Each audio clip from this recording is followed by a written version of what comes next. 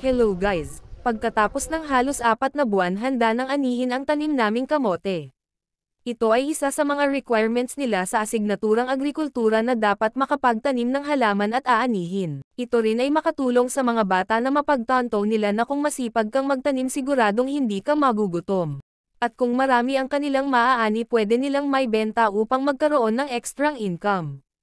Halos malalaki ito dahil sa uri ng lupang aming taniman.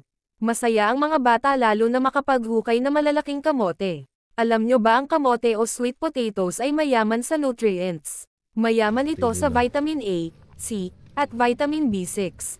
Tumutulong din ito sa kalusugan ng ating mata, immune system at nagre-regulate ng ating blood sugar, puso, malusog na balat at meron din itong anti-inflammatory properties kaya't ito ang kinakain ng mga conscious sa kanilang diet. Dahil hindi lang sa highway makikita ang mga kamote, hahaha.